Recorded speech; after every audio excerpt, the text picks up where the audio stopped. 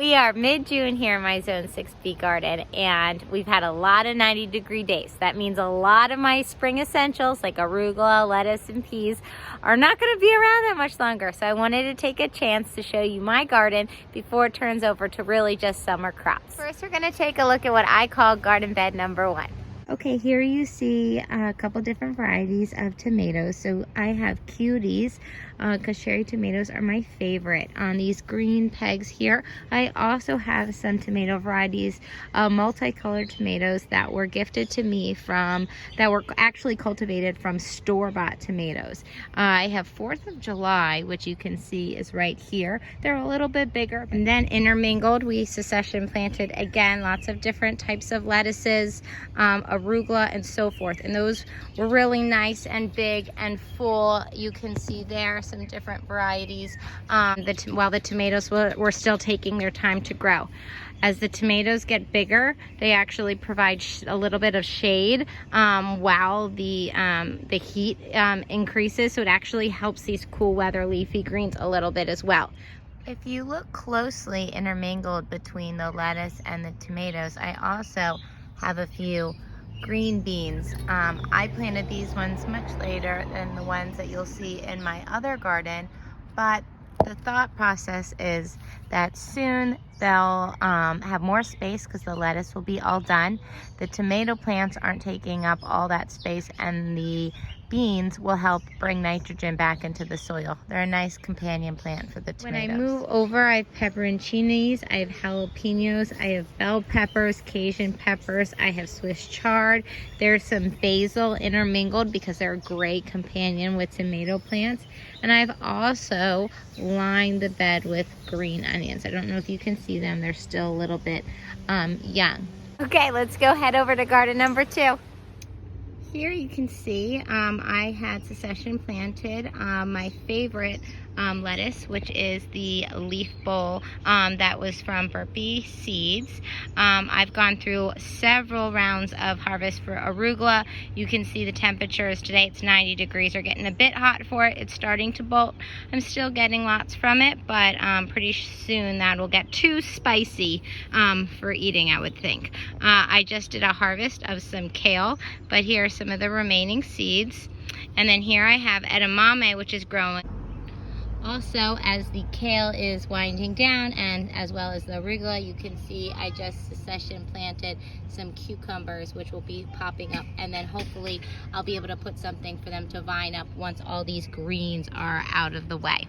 Over here you see the spinach we had, and that is almost done as well. I will do a follow-up video showing, you can see it's bolting, on how to gather seeds from the spinach. So I'm gonna let those bolt so I can use those seeds again in the fall.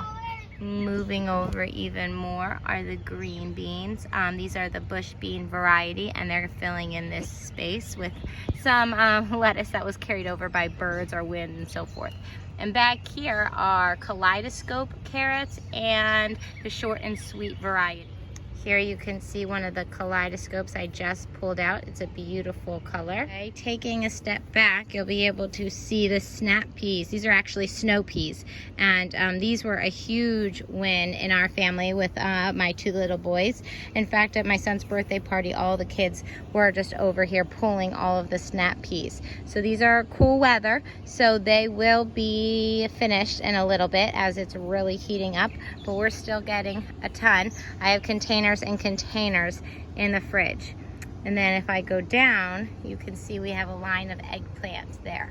My goal is to, as they grow, have them be supported by that trellis that the snow peas are on. And then we have some basil integrated in as well. All right, let's go look at garden number 3. We are taking a look here. I have some zucchini and squash growing in here.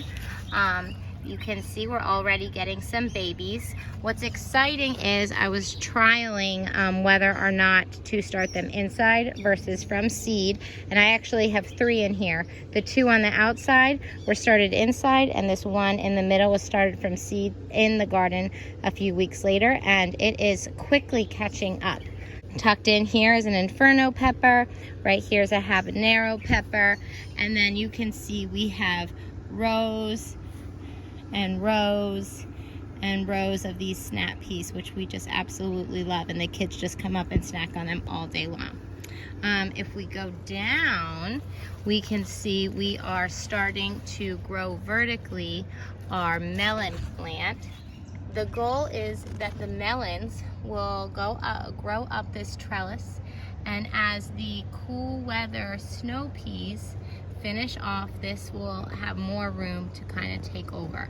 We have them going on both sides there. It's kind of hard to see with all the snow peas, but they're climbing up pretty well. Over on this side, taking over some space from some previous snow peas, you can see a cucumber plant that is further along, climbing up the trellis. Again, when the snow peas are done, that will be able to kind of take over more. I had succession planted some other cucumbers in the other garden, just in case the snow peas are going to shade out the cucumber. However, it seems to be taking off. And then lastly, on this row, we have some zinnias that will hopefully pop up pretty soon, and they'll bring some much needed pollinators to the garden. Of course, I can't miss my favorite Mother's Day gift that was given to me. You can also see that I have marigolds lining each of my garden beds, and I started all those from seed as well. They're super easy, and it just doesn't compare how many pots I've gotten from one packet of marigolds compared to having to buy them all in the store. Marigolds are super great to have around your garden. They help deter pests, and they also bring in pollinators.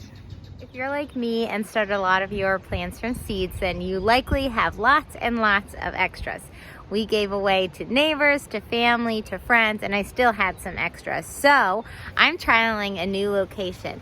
We had this fence put in primarily to keep the kids inside, but then we realized, hey, this might be a good place to have some extra plants. I was worried because, one, not sure about the sun. You can see there's a lot of trees there, so we weren't sure about the shade. And also, I don't have it fenced in like I do my raised garden beds outside of the big fence. Obviously, you know, a lot of critters can still get to it. So we wanted to see, would anything be eaten? So far, so good.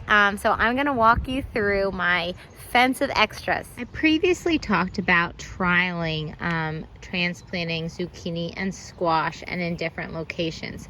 So these two are ones that I started from seed after the last frost, and then everything took off. So I actually had to move them out of my garden bed, and you can see they're doing pretty well. They're transplanted. I just put them in pots. The first day they looked wilty, and then they rebounded. Cherry tomatoes, tomatillos, big boy tomatoes, cherry tomatoes, followed by my experimental cutting garden, which I will detail in another video. And lastly, some more cherry tomatoes and another big boy. Okay, that's everything in terms of my raised garden beds. Check back soon for an update on my vertical gardens.